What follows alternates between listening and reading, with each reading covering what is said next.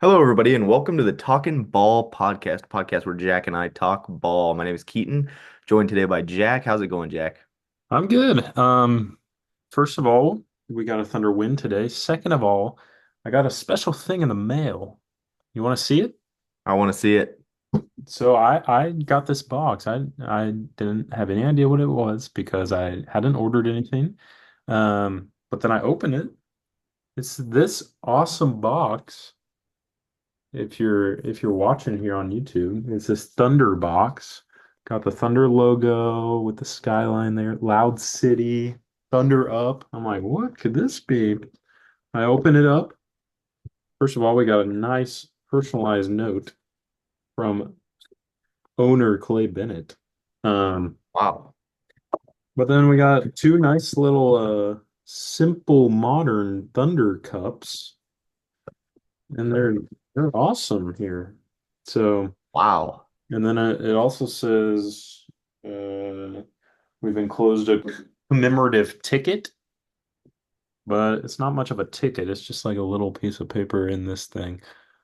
Um, so yeah, they sent those out to season ticket members. So that was an awesome little treat to receive the other day. So I'm doing good. It's pretty cool that they do that. It's the little things like that that they don't have to do, that they do just to show that they appreciate you, that goes a long way, I think. Facts. So, yeah, it's been a while since we potted. Yeah. It's good to be back. Episode 14. We've got a lot on the agenda tonight. We're gonna briefly discuss the two preseason games since the last time we pod, which is against the Breakers and then tonight against the Nuggets. We're gonna touch on the ESPN top 100 to 51 list that came out today. The rest of that list will be revealed later, but we're gonna discuss that, and then finally we're gonna go to the player rankings. Yeah, first, if you're following along with us, like, comment, and subscribe to our YouTube channel. We're trying to grow and make more friends, so we appreciate that. So, without further ado, last Thursday night, the Thunder played a game in Tulsa. Jack and I went together against the New Zealand Breakers. Like the top 12 players on the roster sat out, so it was a all-out scrub fest, but it was a good showing for the young guys like Dylan Jones and it was uh a good game, Oos had a good game. Flagler had a good game. but Dugas. going into that, we were like, well, someone's gonna have to score the points. So some guys scored the points, so they got to put a lot of shots up. So I'm sure that was fun for them. For a little there, it was close, looking like we might lose, but then in the end, it was nice to know that our scrubs were better than a professional team in New Zealand. So, Yeah, I think with a game like that, it's hard to come away with many takeaways, except for like Dylan Jones. I think um, he's gonna be a rookie that can be plugged in and give you some contribution immediately, I feel like. right. And I mean, like Mark said after the game, he was impressed with how Oos played. He almost got a triple double. So, I mean, it's nice to see that he can step up when he needs to and gets more opportunity, like we've seen in the G League and stuff like that. But what's missing from him is just taking the next step against NBA talent. So, but I mean, he is a great player against um, teams like that, and when he's kind of given more opportunity and stuff. But hopefully, he can make the next step at some point. And then Flagler shot great, like you said, and it was cool to see other guys get more opportunity. But other than that, I mean, I know people have said it, but I wish they played the main guys in Tulsa. Because that's kind of like the whole point of the game. It's like they advertise it as like the one chance a year that Tulsa, the other big city in Oklahoma, gets to see the Oklahoma basketball team come to town. So, I mean, I grew up in Tulsa, and as did you. And so I remember when I was growing up, I would always look forward to that one chance I got to see my team play in my town. And I mean, I was a little disappointed whenever we rested one or two guys back then, but I mean, it would be a big bummer if I was still a kid and the whole team sat out when they came to town. So I don't know why they played all the guys the night before in OKC and then didn't the next night in Tulsa, but it would have been nice if they at least if they switched that or at least played some each night or something like that. But or even played the Rockets in Tulsa and the Breakers in OKC. But um, I mean, I know it's tough scheduling preseason stuff. I mean, I don't know why a back-to-back was even scheduled, but maybe next year they'll play them in Tulsa. So Yeah, it didn't seem like too thoughtful of planning on their part, so I would agree with that. Um, Moving on to a game that we have more takeaways from was tonight against the Nuggets, where we got to see a little bit more of the core roster play, a lot more of the core roster play. Just about everybody played tonight, and we saw a new starting lineup tonight that we hadn't seen before, which was nice. It was Shea, Dort, Chet, Dub, and Hartenstein. right. Um, I mean, I kind of expected it. Like after last week against the Rockets, some people were like, "Oh, is this the starting lineup?" Like when it was Shea, Caruso, Dort, Dub, and Chet. But I was like, maybe I have a feeling we're kind of just using the preseason as kind of a chance to experiment different starting lineups. And I said I wouldn't be surprised if we saw tonight's lineup at some point in the preseason, and we did. So um, I think we haven't nailed down what our starting lineup's going to be yet, and Mark kind of is using this as a chance to see how different combinations go together. Especially those two options because those kind of seem like the two options. I mean, it seems like he's solidified that Shea, Dub, Chet, Dort are going to start, and it's just a matter of whether Caruso or Hartenstein are going to. But I like what I saw from that lineup tonight. I mean, um, obviously we talked a lot about all these guys, but Hartenstein and Caruso continue to both impress me, and um, they seem to like be perfect to fill the holes that we had while still being like low volume players, which equals being ideal role players for our team. So that's been awesome. Hartenstein had the floater going tonight. That was cool to see. He made a few of those. What other thoughts did you have on Hartenstein and Caruso? Oh yeah, so first Hartenstein, I just thought he kind of continued what he's been showing in the preseason games that he's uh kind of just what he's brought to the table has been firm defensive presence he makes a lot of players when they're driving second guess, which I like just by him being there, just such a big frame. But then on offense, I feel like he provides I've heard it in the pressers is he provides kind of a floor general type where he can grab the ball and kind of direct traffic a little bit. And so I've been really impressed with his meshing in the offense. I think that there's a ton of room to grow in that aspect of playing him and Chet together, which is, as to be expected with a new lineup like this. So, um, what I'm referring to in this instance is he had three turnovers tonight, and I thought all three of them came kind of like miscommunications on drives and screens, and so I think that can be cleaned up. Overall, I thought the Thunder were um, a little sloppier. The starters, especially tonight, they combined for eight turnovers out of the five of them. Yeah. Um, like in a regular season game, I think you'd take that, but in their preseason minutes, I think that's probably a little bit sloppier than they would like to be. So I think that could get cleaned up. Back to Hartenstein though, another thing that stuck out to me, room for improvement, is free throw shooting. He got to the line a lot, which I thought was awesome. We could definitely really use that in the season, just his physicality down low. But 3 for 7 from the line tonight. A lot of those rattled in and out, and so I don't really think that it's anything to be concerned about. But I'd like to see a few more of those drop. Caruso, gosh, he just impresses me every single time I see him out there. Which he really doesn't do anything that's just like mind blowing. It's just he's so good at everything that he does that it overall he's just like an epically awesome player, I feel like. Um, One of my favorite plays of the game actually was they uh, threw it down low to DeAndre Jordan, who was turning over his left shoulder to just dunk it. And Caruso came, uh, like, hustled down the baseline and snatched the ball out of his hands. And so I feel like without Caruso, our team has given up an easy dunk there, sacrifice, like just giving up those 2 points.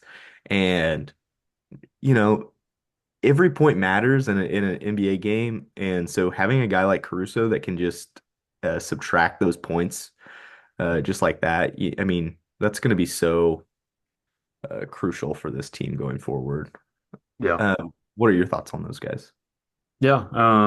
Like you said, it was cool to see Caruso just, I mean, obviously he's a great defender, but it's cool just to see a more in-depth look at him just getting hands on balls a lot of times on defense. He had two steals, and he was just active the whole time.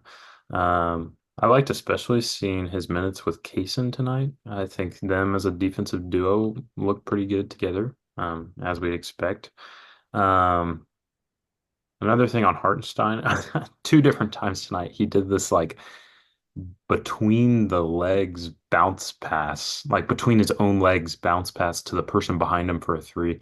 And it resulted in an open look both times. The shot didn't fall, but I mean, I just love like guys doing things that a lot of people aren't doing that, like finding new ways to be effective. And I mean that resulted in open looks. Let's see. Speaking of Kaysen, I think he continued to be active on defense tonight, and I also liked him continuing to like be on the ball more. That's something I've noticed in the preseason and being more aggressive with his shots. So that's been cool. Um, and just we've talked a lot so far about just guys being active on defense um and that kind of reflected in the turnovers for the Nuggets. The Nuggets had 22 turnovers and we had 15 steals. And so that's just that's crazy. I mean, compared to our 12 turnovers. So they had twice as many as us. And we had 38 points off of turnovers to their 13. So it's just like that's what good defense leads to. Just easy offense. We saw so many times tonight where we just had layups off results of their turnovers. Um, and not only did we cause those turnovers, we were able to execute on the other end on in transition or whatever it may be. Um, so that was really encouraging. Um, I like that we saw the main guys more tonight. They played. I mean, our big three played the whole first half, and then we saw a lot of the role players continue to play in the second half. It seemed like we're just using this time to experiment with more lineups. Um, So I think tonight was more of a preview of like what our real rotations could look like. Not obviously not the entire game because the second half we let more guys get more opportunities, but um yeah, I think we're just seeing what we like best in terms of lineups and it was cool to see more of the guys play more tonight. Speaking of that, when Oos and Dylan Jones got in the first half with more of our main guys, and AJ Mitchell got in with our main guys a little bit. That made me wonder if maybe like towards the start of the season we might try to play one or two of those guys, maybe even all three, like kind of game to game, maybe give one of them a chance, something like that, because we're going to be kind of low on depth at the beginning of the season with Jay Will and Kenrich out, so it'd be nice to have a bigger body in there, and that's kind of the chance we have to give the younger guys a chance anyway. Especially because the G League doesn't even start till November. So that might be a good time to let those guys get in the rotation. So I think that's what we were kind of trying to see tonight with some of those lineups. So what did you get from those lineups? Do you think that could be a sign of what rotations could look like in the beginning of the season?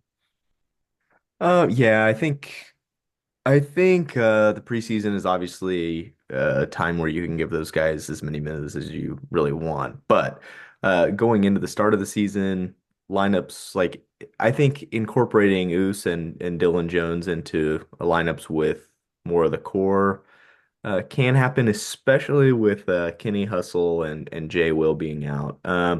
Now, one thing that I think about that is uh, like the opportunities are not going to be unlimited for Usman. Like if he goes in and he can't be a solid contributor to help us win, then you best bet that AJ Mitchell might start getting those minutes, or somebody else on the roster's minutes are going to go up as a result of that. So like when Dylan Jones and AJ Mitchell and Usman Jang get these opportunities with the squad and at the beginning of the regular season, which I absolutely do think they will, they've got to make the most of them. And it's not like the time's a ticking. I'm not going to say that on anybody. I'm just saying that with this team being as good as they are, with J. Will and Kenrich out, when J. Will and Kenrich are going to come back in, they're going to like those guys are going to get minutes. And so if you're going to try to get minutes on the squad, uh, you've got to be pretty good this season. It's just kind of the way it is. Um, yeah, one thing that I love that you mentioned was the steals tonight. I thought that that was a outstanding aspect of the game. Cason Wallace led the team with 5 steals. He's awesome.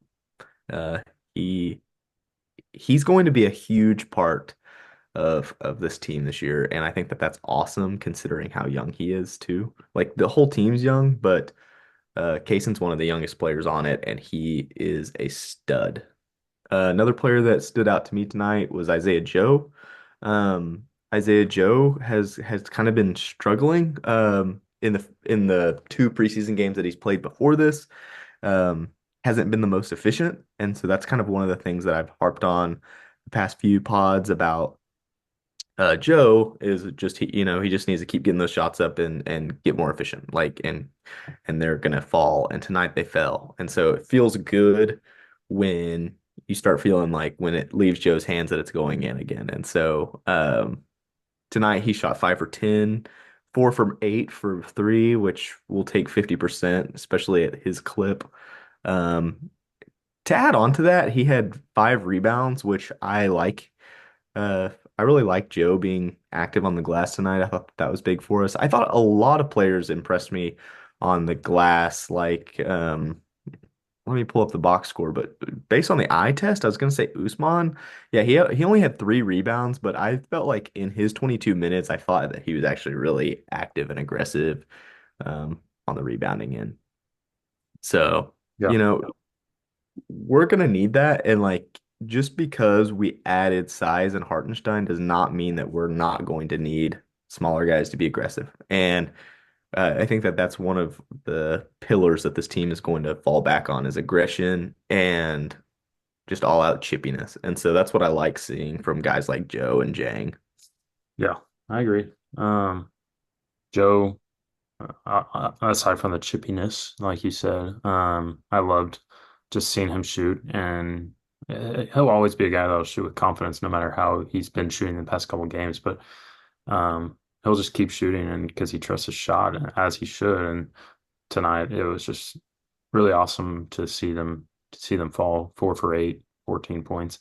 So that was encouraging. I mean, speaking of his aggression, he had 5 fouls. So um, he was getting after it on both ends. So I'm just really encouraged by all our role players. I mean, also Wiggins tonight, just seeing him handle the ball more was cool.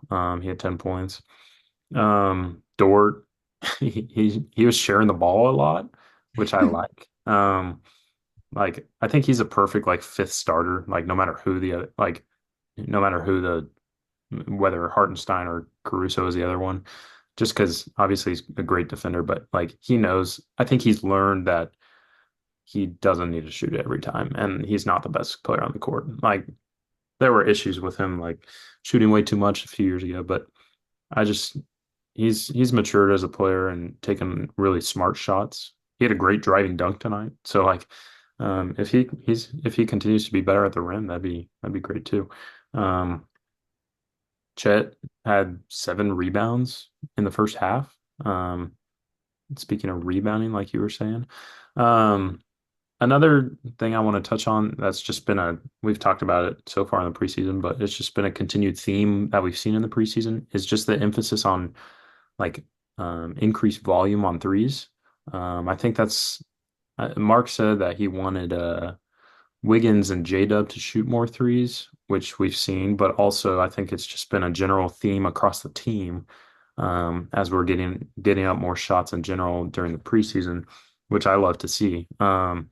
Like there's been several times where you would expect them to just drive it in, but we're pulling up, and that's great because we have so many great shooters. So why not?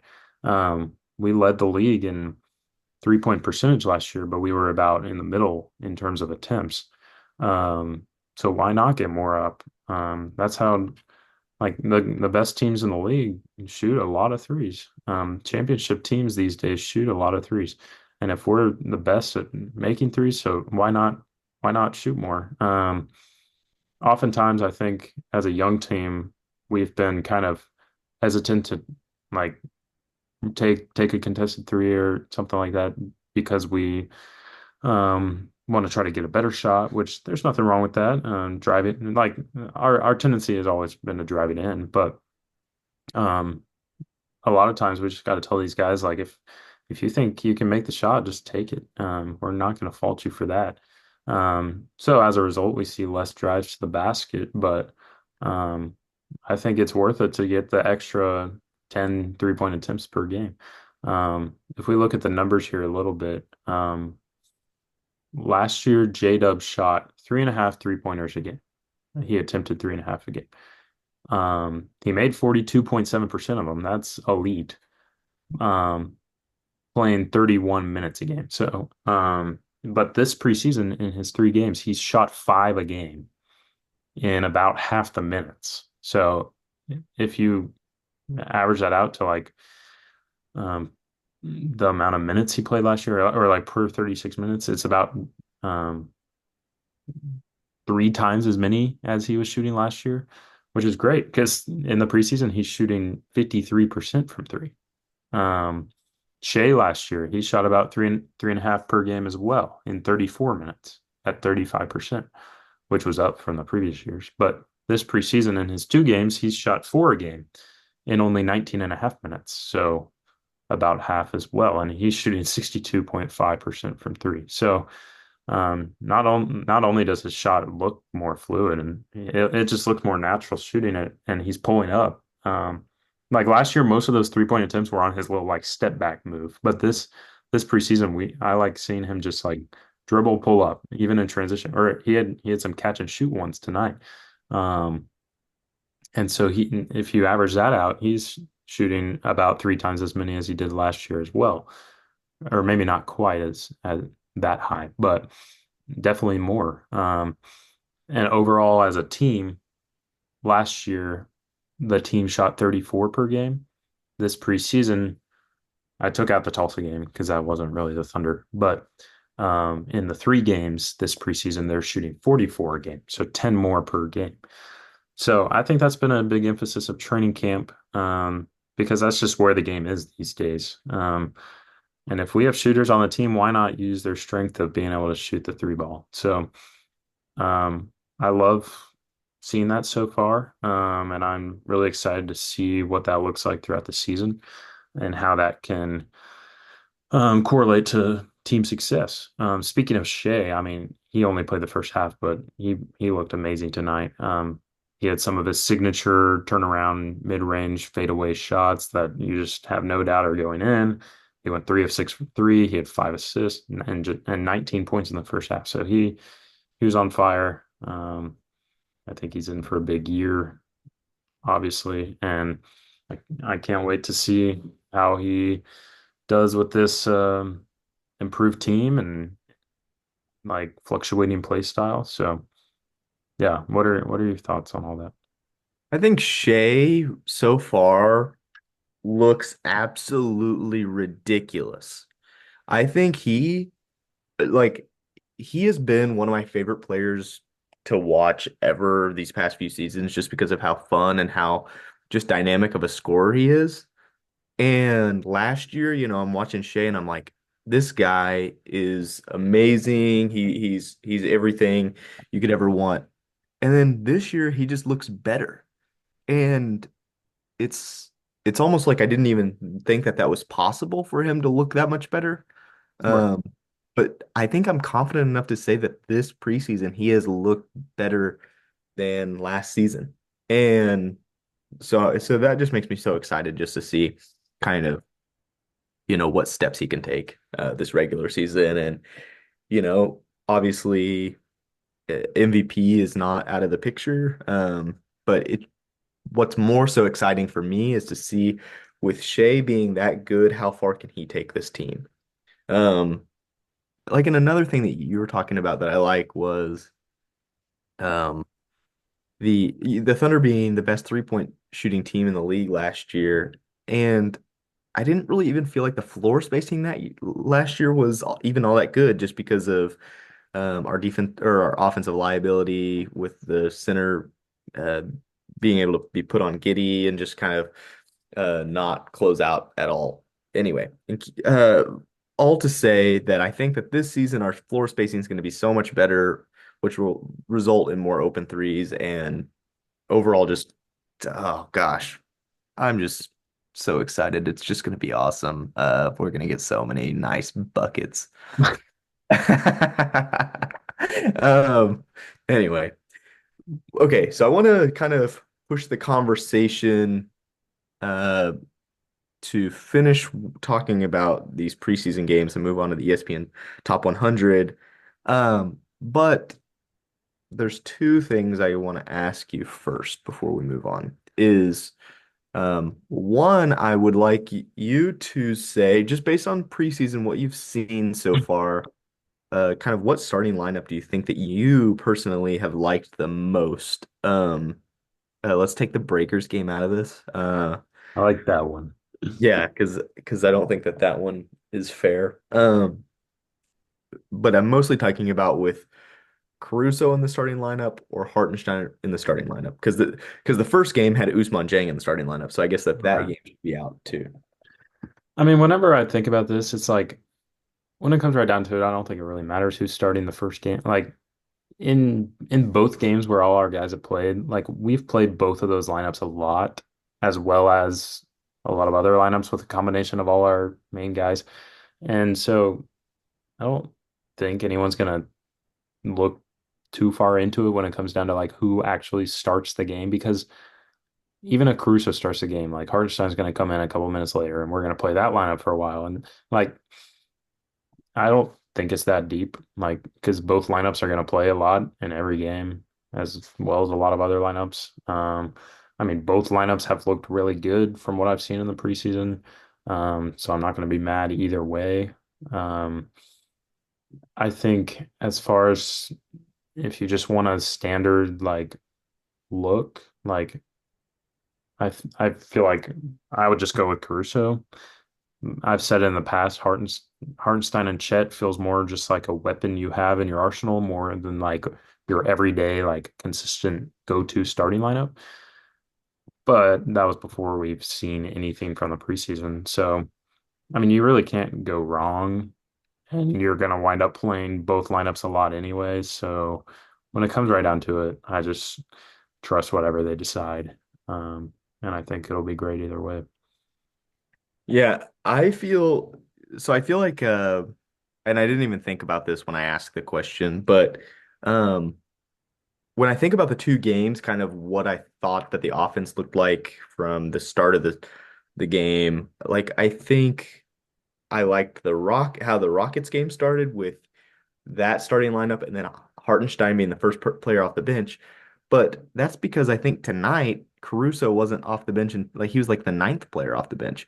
So I think that maybe to give this starting lineup a fair shot, like uh have Caruso be the sixth man, I think that would be a little bit better. I think Caruso, if he's on the bench, he needs to be the sixth man. I think he uh is so valuable to this team. Anyway, like you said, whatever they decide will be fine.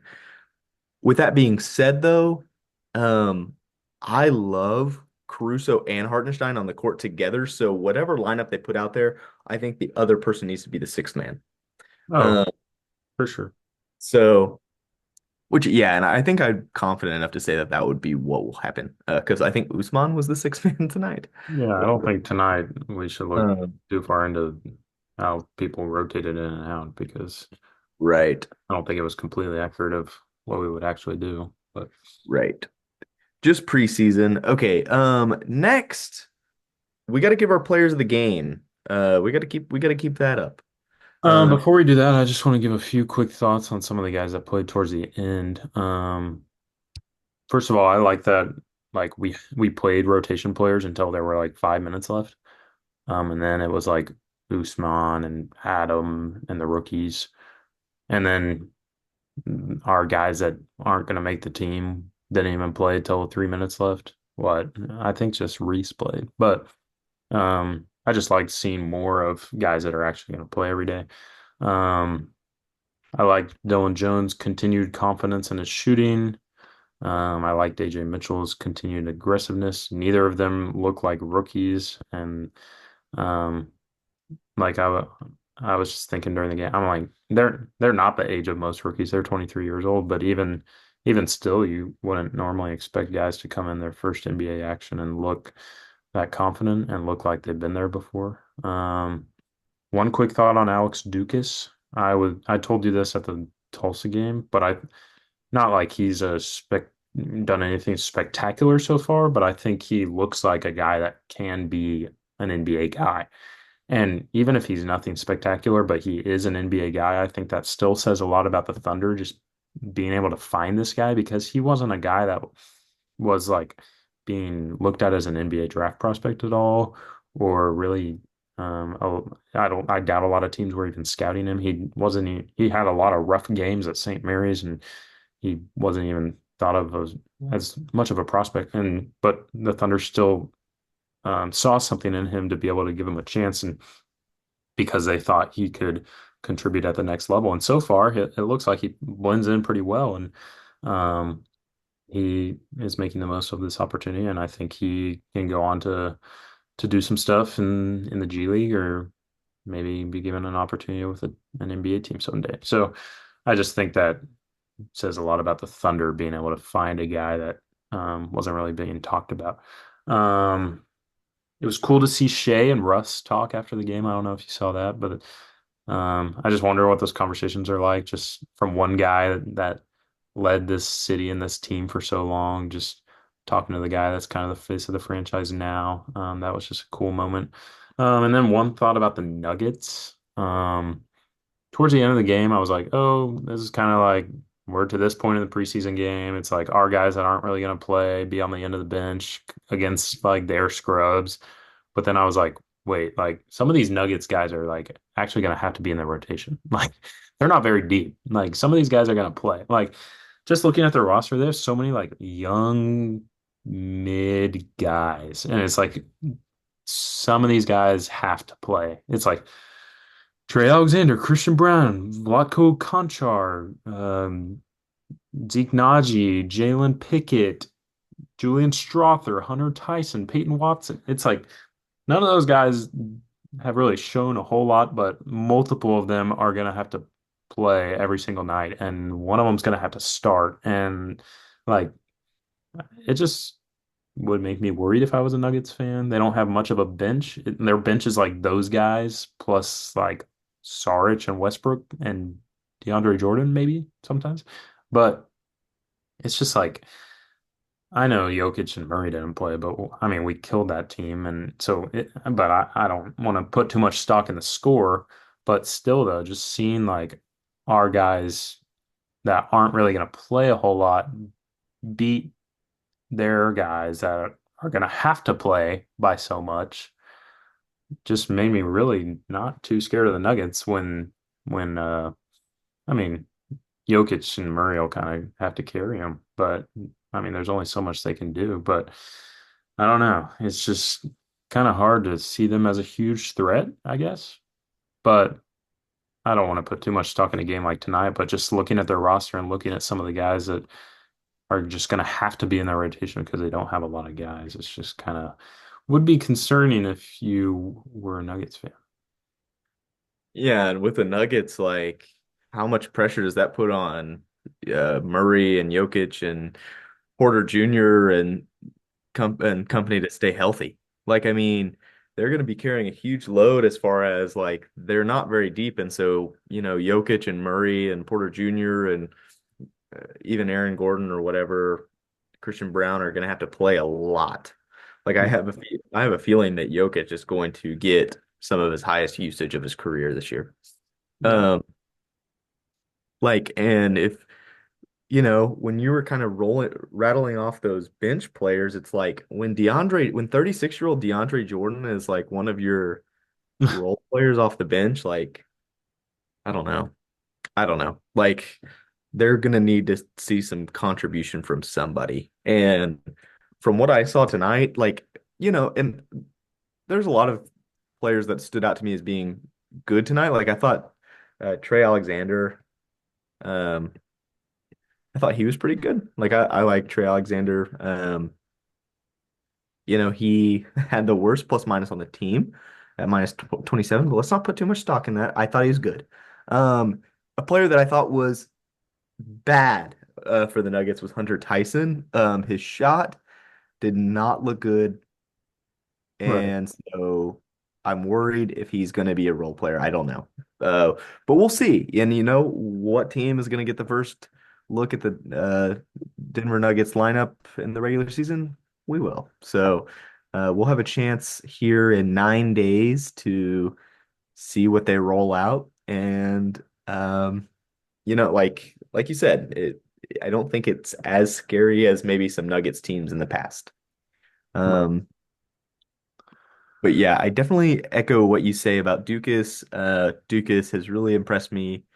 Um, like you said, he doesn't do anything like that's crazy, but it's just like from a fundamentally sound basketball player, like he can go out there and compete every night, and that's what I like about him is you can throw him in there and he doesn't necessarily look like a player. Like he looks like he belongs out there, I think, from what I've seen. Anyway, that's all I'll touch on with Dukas. But Mitchell though, Mitchell, I'll touch on Mitchell.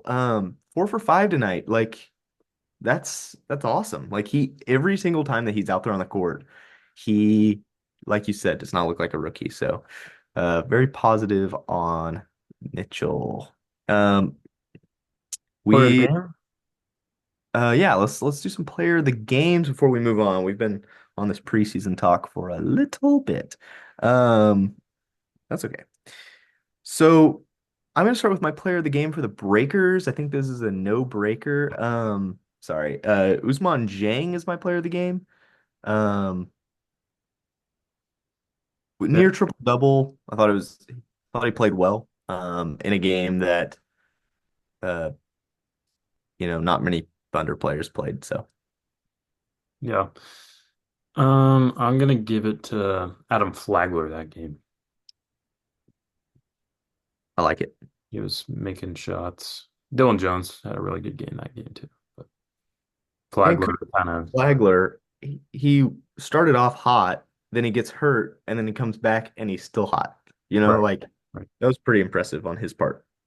Um, Tonight, I think there's a lot of great players tonight, great games. I'm gonna give mine to Isaiah Joe. I really liked him being able to put the ball in the bucket. Yeah, I was gonna go Joe, but I'll say Shea.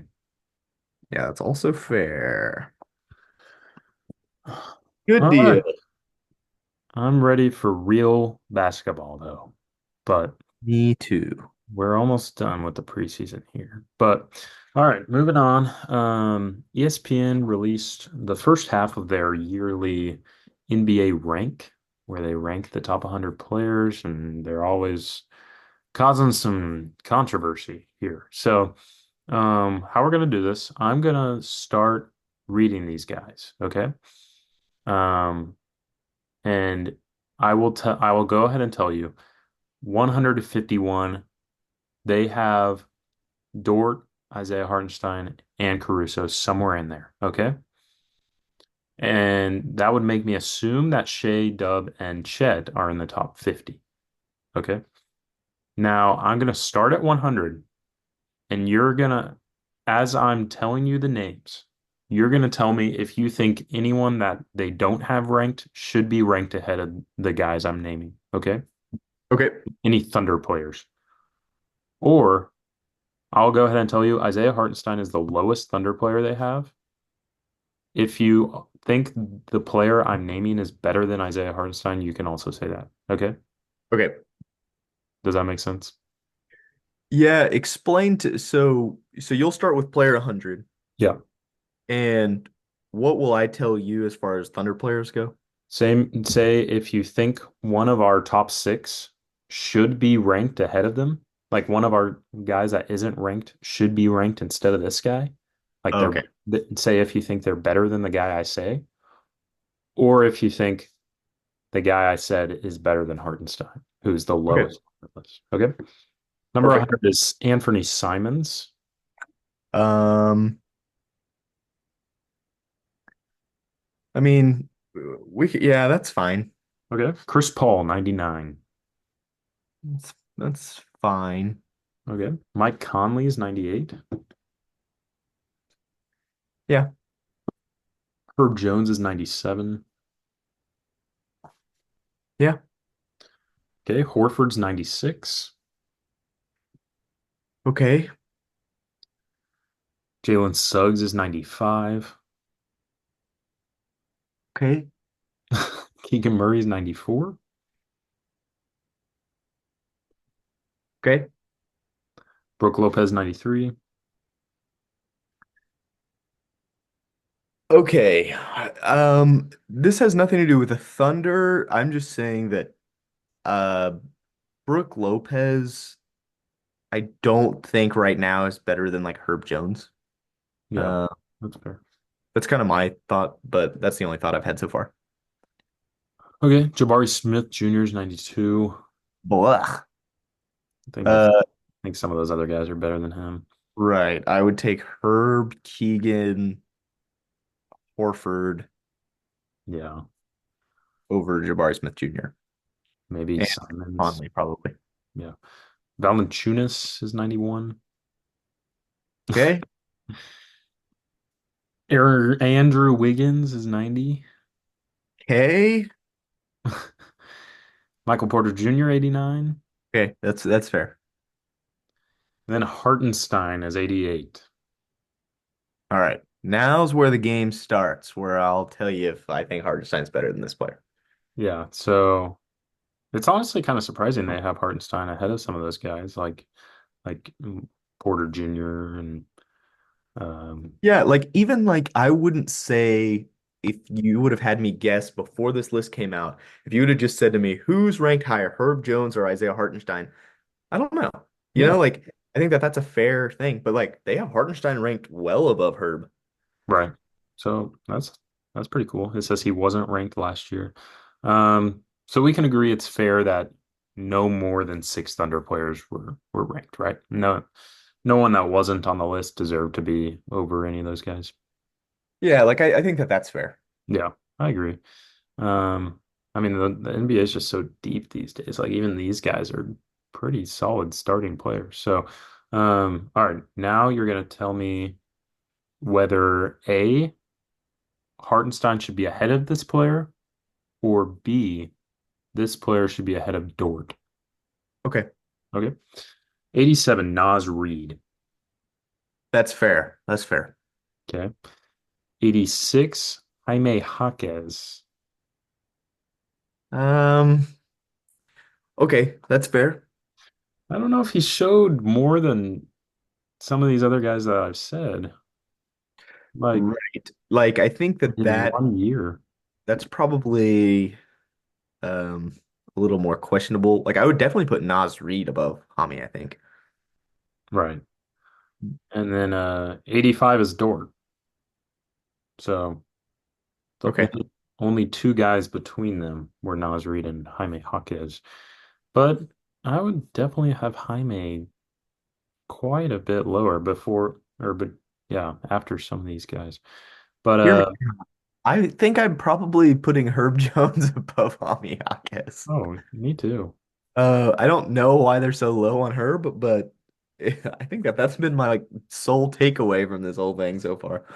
And like I'd take MPJ and Jalen Suggs and Mike Conley and maybe Anthony Simons all over Jaime, I think. And probably Hartenstein. I don't know. Yeah. Jaime looks solid in his rookie year, but it was just 1 year. I don't know what he's done to Yeah, that feels like overreacting off of a rookie year. like was J-Dub even that high after his rookie year? I don't even know. But Yeah, I don't know. okay. Now you're gonna tell me if either Hart or Dort deserve to be ahead of this guy or this guy is better than Caruso. Okay.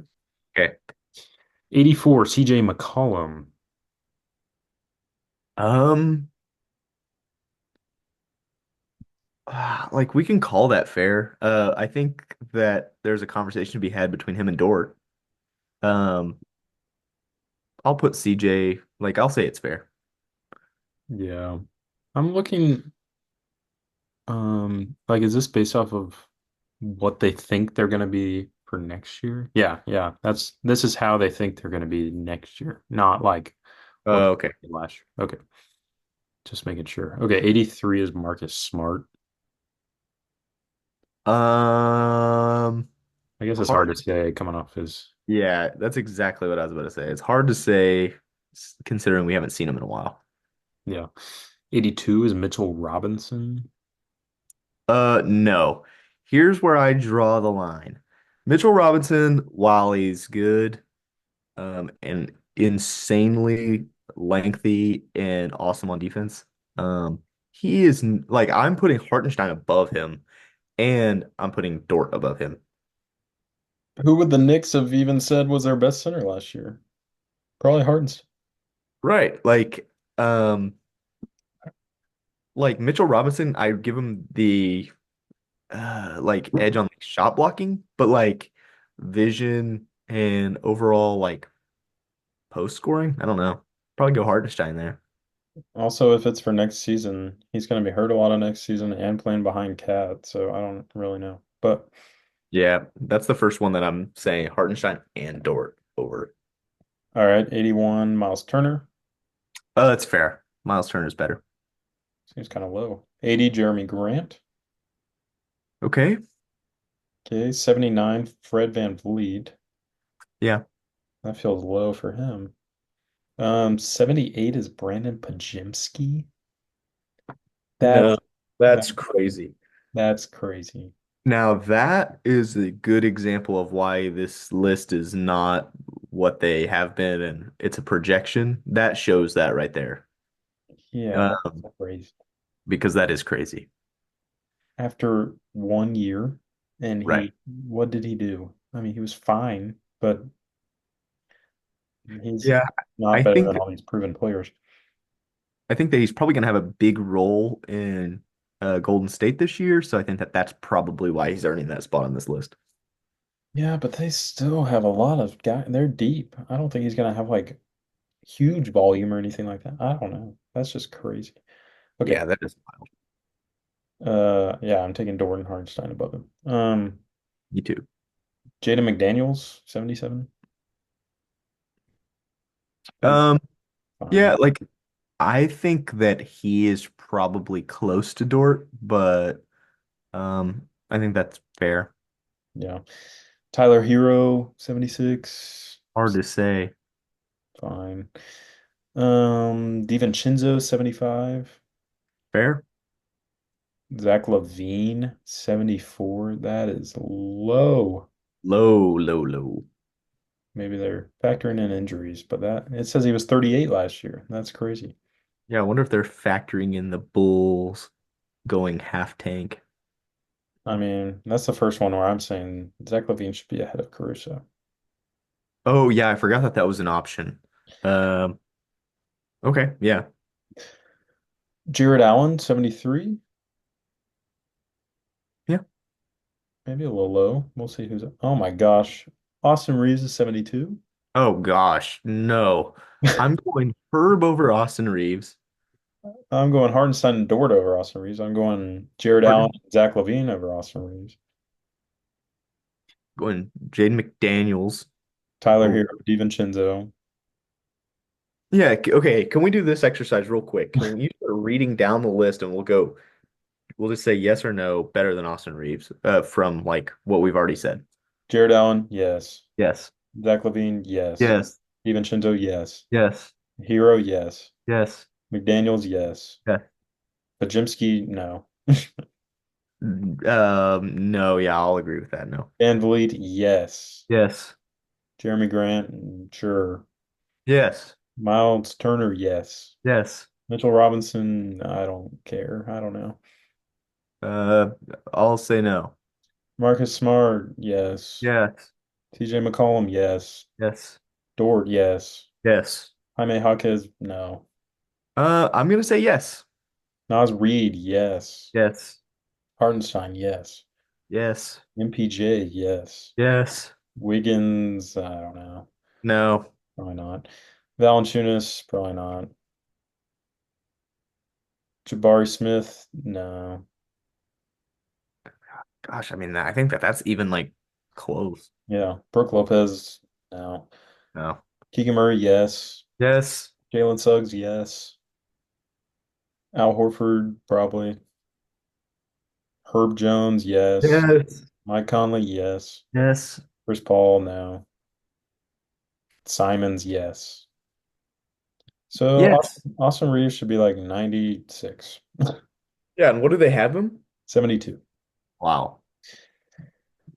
All right, Klay Thompson, 71, I guess. No. I don't No, know. no, no. Is it Uh, Dort and Hartenstein over Clay Thompson? I just have no idea how good he's actually going to be, but he was really bad last year, but we'll see. That is crazy to me. Um, Hear me out. I may even go Austin Reeves over Clay Thompson. No way. No, Uh, no, no, no, no, no. Maybe I'm a little biased from some of last year. I didn't think Clay Thompson had a good run. Maybe he'll be refreshed down there. So I don't know. We'll see. I hope he's bad. Bradley Beal's 70. I mean, I Okay. think if he's healthy, he might be fine. Jalen Green, 69. Yeah. He just doesn't play defense. Right. I might take, well, him over Hartenstein and George's fine. Brandon Miller, 68. That's fine. I think he's gonna be good. Cade, 67. Kind Uh, of kind of low. yeah, I mean, I'll take uh yeah, fine. That's fine. I'm not it's hard Howard, that's one that's hard to say. I mean, I would take him over Caruso. I mean, like I would not, but um I do think that it's hard to say. Like if I was starting a franchise today, then yes, obviously, but like straight up, no. I think Cade's gonna have a big year with his spacing in Detroit. But 66, Draymond, that's kind of crazy, I think. Yeah, what they're gassing these Warriors players up. Yeah, we've seen Draymond, Pajimski, Wiggins, and then Clay also. That's Yeah. the Warriors should not have this many top 100 players. Malik Monk is 65. That's fine, but I think there's probably been a lot of guys we've already said that I would take above him. Also, like we could be seeing like Lakers bias with Austin Reeves up there, but like please don't tell me D'Angelo Russell is still on this list. Like, I don't know. because that would be insane. I hope not. Um, let's see. 64 is quickly. No, gosh, no. I'm taking Dort and Hartenstein over quickly. I mean, I think quickly will have a good, I think he'll have a big year. Sure. Well, I mean, someone has to have a big year um for the But he's not better Raptors. than Herb Jones. I mean, it says he averaged 18.6 points and 7 assists per game on 40% shooting from three last year Yeah, that's pretty good. after he got traded to the Raptors. That's pretty good. Yeah, it's pretty good. I'm still gonna take Dort over him at least. I think that's a fair ranking. Middleton 63. Nah, that's fine. Yeah, that's fine. He was great in the playoffs. Yeah, yeah. Like I feel like he can be amazing. KCP is 62. I think that's high. I do think that's high.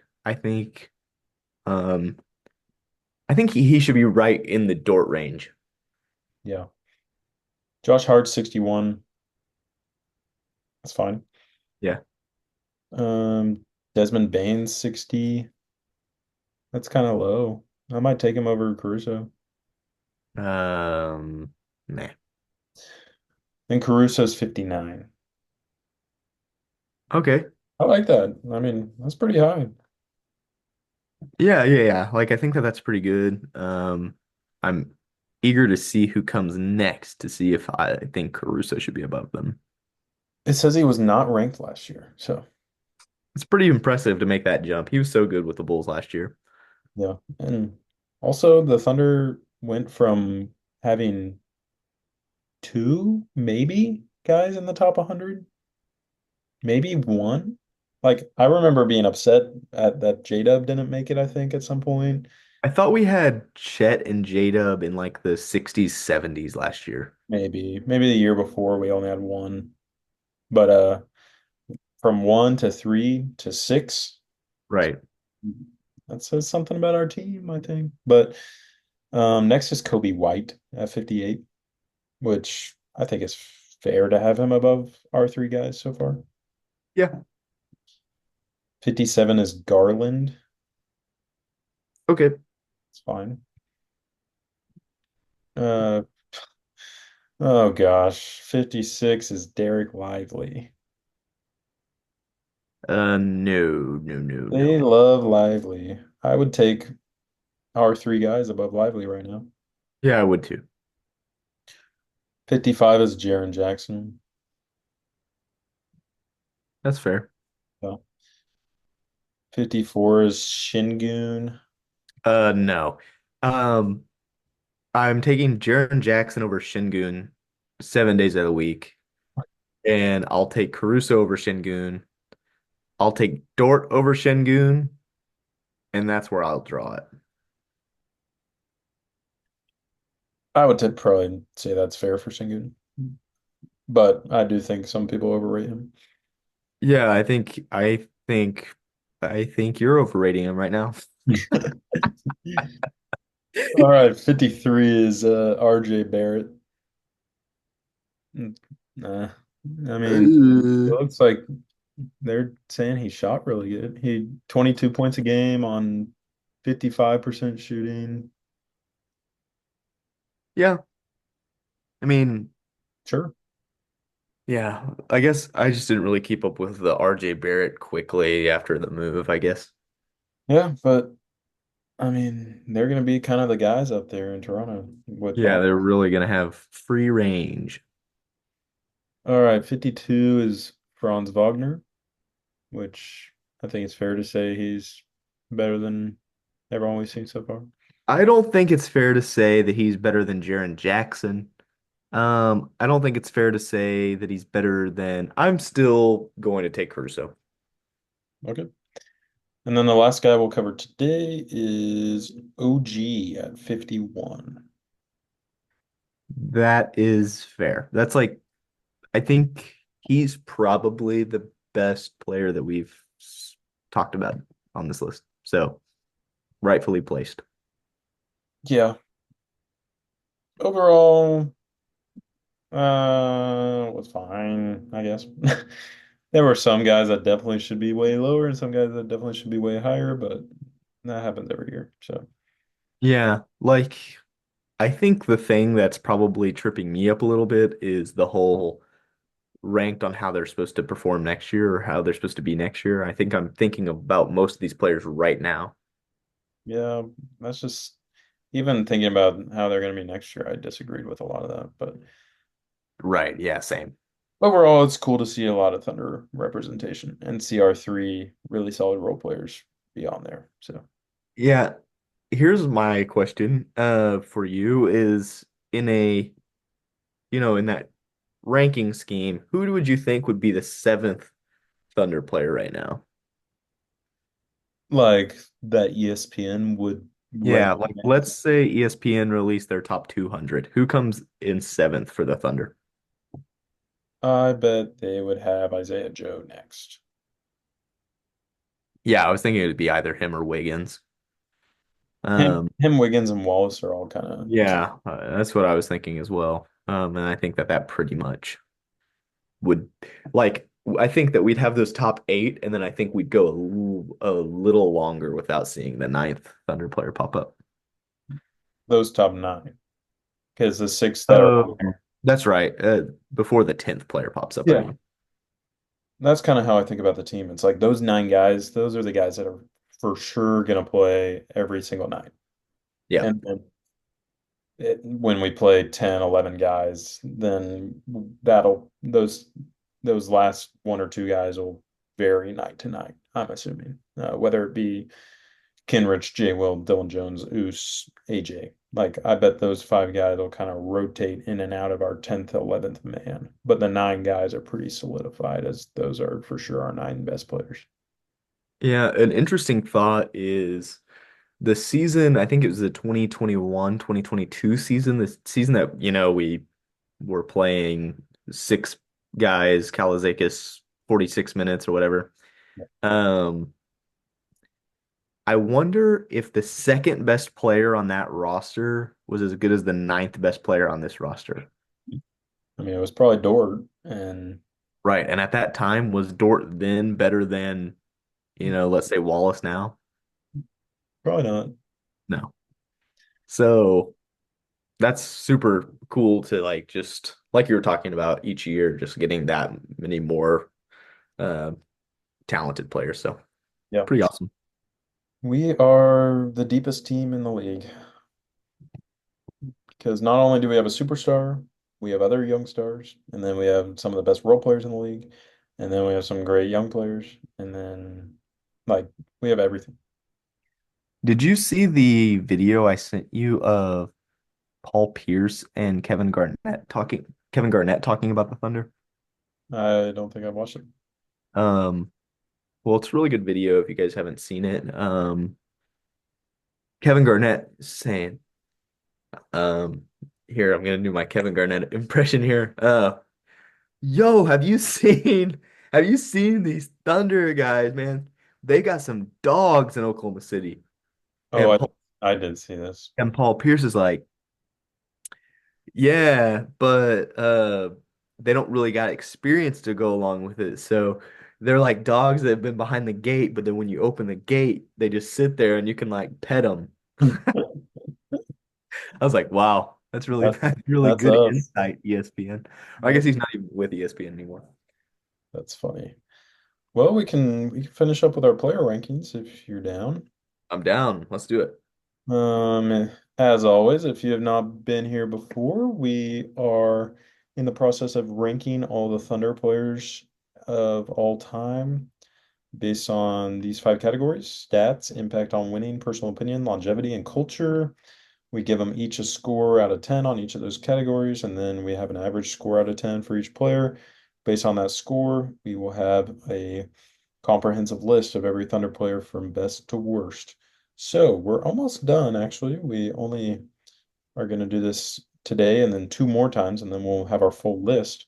Um, but we're kind of down to the guys that pretty much played before we were big Thunder fans. I don't really remember these guys playing, so this will kind of be based a lot on just their on-paper stats and then kind of like what the opinion has been that we've heard after their playing days, I guess. But um, yeah, today we're going over the guys that played in the 2010-2011 season, but not any later than that. So we have six guys to go over today. We're starting with Morris Peterson. He just played that 1 year in 4 games, 6 minutes a game, 1 point per game, one rebound, shot 40%. Um, Another guy with not a lot of opportunity and not big contributions. So I'll give him a 1 on stats and impact on winning. Personal opinion, don't really know who he is, but I don't have anything against him, so I'll give him a 3.5. Longevity, he did not play very long, so I will give him a 1. Culture, don't know anything about him. I'll give him a 3.5. So he gets a score of 2. Next up, Nate Robinson. You probably know Nate Robinson from just being small. He was a very No short contest. guy with really nice hops. He played for the Thunder also for 4 games with Morris there. He scored 3.3 points per game. He had 1.5 assists. That's really his only other stat. Um, let's give those stats a 1.5. Impact on winning, we can go 1.5. Personal opinion, I actually like Nate from like I feel like he's done a lot of stuff like I think he was in the Big Three Ice Cube League or Yep. whatever. So I watched a little bit of that. Let's give him a 5.5. Longevity, that also gets a 1 for playing exactly the amount of Morris Peterson. And then culture 4. All right. He gets a 2.7. Next up is Byron Mullins. He played 2 years, 26 games, 1.5 points in 5 minutes, 1.5 rebounds, 34% from the field. So sounds like he was probably an into the bench guy that maybe got in when the game was decided since he was with the team for 2 years, but only played 26 games. So that kind of seems to warrant a 1.5 on stats. Or no, I'll give him a 1 on stats and impact on winning. Personal opinion, also don't know who he is. 3.5. Longevity, I'll give him a 2.5. Culture, I'll give him a 4. So that gives him a 2.4 rate. Way to go, Byron. Next, we've got Nanad Kristic. So, Nanad actually, he's one of the names that I think Jack and I have definitely heard of. He was definitely bigger on the team than some of these other guys that we've talked about. So, he played 3 seasons, 169 games. Over those games, he's averaged 8.5 points, 5 rebounds, half an assist, half a steal, half a block. Um, He was a starting center for those years. Yeah, like he played like uh, 24 a considerable amount of minutes per game, 23.1 minutes per game. So he had a pretty big role on this team. Overall, those stats, can we scroll up to maybe somebody comparable? Um, Got anybody with an eighter? 8 points. I like Al Horford's compare. Oh wait, no, sorry. I'm looking at the wrong column, sorry. I mean, Yeah, have an Anthony 8. Morrow is not bad. We can give him like a 5. Yeah, maybe a 5.5. Factor in Yeah. the 5 rebounds too. Yeah, that's pretty good. Let's give him a 5.5. Impact on winning, we'll give him a 6. Personal opinion. He actually is one of the players that came back to Thunder Legacy Night, where they honored some of the past Thunder players. So it was cool to see him there. That definitely boosts my opinion of him. Let's give him a 6 as well. Longevity, he played 3 seasons, 169 games. Can we see somebody who's also comparable to that? Okay. Like Cantor range, 5.5, 6.5. Yeah, that's good. Let's give him, we can round that out as a 6.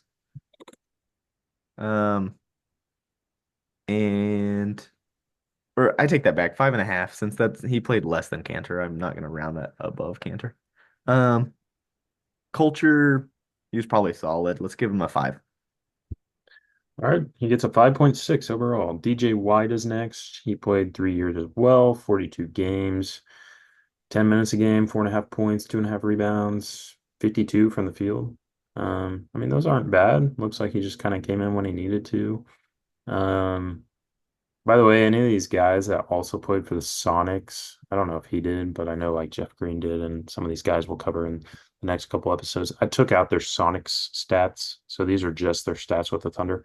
Um, but for DJ White, I'll give him a 3 on these stats. They're solid. Impact on winning, I don't really know. Sounds like he didn't um, get in too many games. I'll give him a 2. Personal opinion, don't really know a whole lot about him. I'll give him a 4. Longevity, stuck with us for 3 years as a bench guy, so I'll give him a 3.5. Maybe a 4 for 3 years. Culture, sure he was fine. I mean, keeping him around for that long probably meant he was good. 4.5. So he gets a 3.5 overall. Finally, the most notable player on this list, Jeff Green, played 3 years with us. He played in 209 games. In those games, he averaged 15.7 points, 6 rebounds, about 2 assists, and a steal and half a block. Those are actually really solid stats for Jeff. Um, yeah, can we scroll up again? Find somebody that could be in Horford range. 15 points. I mean, Oladipo, 7.5. Or Yeah, let's like I honestly feel like that's his stats were even maybe a little bit better than Oladipo. Like we can go, like 8. yeah, let's give him an 8. Impact on winning. Jeff was really good. He played, am I reading that right? 37 minutes per game. Yes. I also found that when I was going through these stats, and that is shocking. But he Oh, he played a let's ton. let's go 8.5. Personal opinion, I love Jeff. He's still in the league today. We actually played against him last week against the Houston Rockets. He was on that Rockets team. So I just think he's really awesome. You know, he's known around the league as Uncle Jeff, kind of a veteran presence, good locker room guy, just overall great guy. Let's go 8.5. Longevity, we can go a little bit above Nanad. Like, let's go 6.5. Culture, I think he's an all-around culture guy. Definitely embodies the word culture. Let's give him a 9.5. Whoa. All right, that puts Jeff at a 8.2.